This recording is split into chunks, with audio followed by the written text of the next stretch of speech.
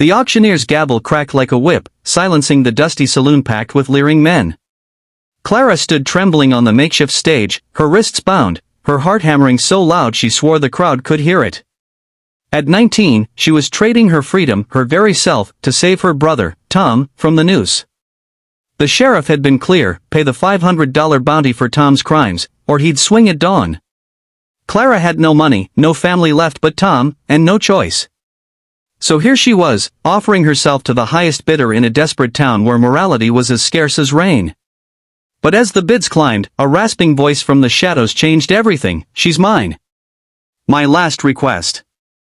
A dying cowboy, propped against the wall, claimed her, not for lust, but for a purpose that would unravel her soul. Clara's life hadn't always been this bleak.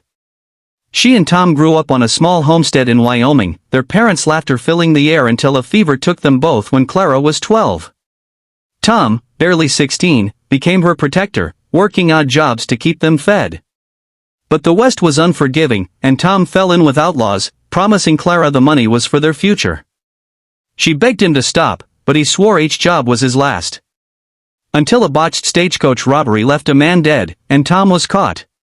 Now, Clara stood in this saloon in Bitter Creek, sacrificing herself for the only family she had left. The auction was a grim affair. Men with whiskey-soaked breath and greedy eyes shouted bids, each number a nail in Clara's coffin. She kept her gaze fixed on the cracked ceiling, praying for strength. The bids reached $400 when the cowboy's voice cut through. He was gaunt, his face etched with pain, a blood-stained bandage wrapped around his chest. His name, she'd later learn, was Eli, a drifter who'd taken a bullet in a cattle dispute days ago. The saloon fell quiet as he staggered forward, leaning on a chair. I got no money, he said, coughing. But I'm dying. Let me take her. One night, that's all I ask. The crowd murmured, some laughing, others uneasy. The auctioneer, a greasy man named Holt, sneered but agreed Eli's death was certain, and Clara would be back for bidding by morning. Clara's heart sank as Eli led her to a small room above the saloon. She braced for the worst, but Eli collapsed onto the cot, his breathing shallow.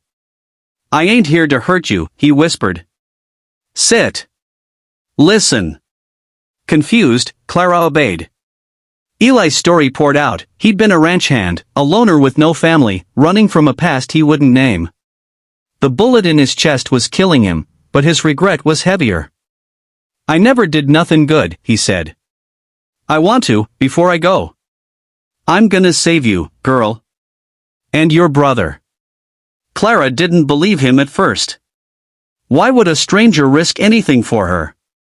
But Eli's eyes held a quiet fire, a man clinging to redemption. He told her his plan. He'd overheard Holt and the sheriff plotting to hang Tom regardless of the bounty, pocketing the auction money. Eli had a horse hidden outside town and a small stash of gold enough to bribe a guard to free Tom. But there was a catch. Eli was too weak to ride.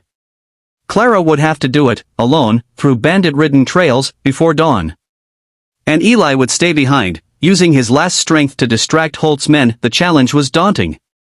Clara had never ridden more than a mile, let alone navigated the treacherous paths to the jail in the next town. Fear not at her. Bandits, coyotes, or getting lost could end it all. But Eli's faith in her, and her love for Tom, steeled her resolve. As midnight approached, Eli gave her his coat, his revolver, and a map scratched on a scrap of leather. You're braver than you know, he said, his voice fading. Clara wanted to thank him, to ask why he cared, but his eyes were already drifting shut. She slipped out the window, her heart torn between hope and dread. The ride was a nightmare. The moon barely lit the trail, and every rustle in the brush made Clara clutch the revolver tighter. Her hands blistered on the reins, her body aching from the saddle. Twice, she nearly turned back, convinced she'd fail. Then she remembered Eli's words and Tom's face, and pressed on. Near dawn, she reached the jail, only to face another hurdle. The guard, a hulking man named Rawls, demanded more gold than Eli's stash. Desperate, Clara offered Eli's revolver, its handle carved with a cross, his only keepsake. Rawls took it, smirking, and unlocked Tom's cell. Tom was gaunt, his eyes wide with disbelief as Clara hugged him. Why'd you do this? He sobbed. I ain't worth it. Clara shook her head. You're my brother. That's enough. They fled on Eli's horse, barely escaping as Rawls's betrayal alerted the sheriff's men. The chase was relentless, hooves thundering behind them. Clara's heart pounded, but she remembered Eli's map and veered into a hidden canyon, losing their pursuers in the maze of rock. By sunrise, Clara and Tom reached a small settlement, safe for now. But Clara's relief was bittersweet. She learned from a passing trader that Eli had died that night, holding off Holt's men long enough for her to escape. His sacrifice haunted her, but it also lit a fire in her soul. She and Tom started over, working honest jobs, vowing to honor Eli's gift. Tom, humbled by Clara's love, never strayed again. Clara often thought of Eli, the cowboy who saw her not as a prize, but as a person worth saving. His last act taught her that courage isn't the absence of fear, but the choice to act despite it.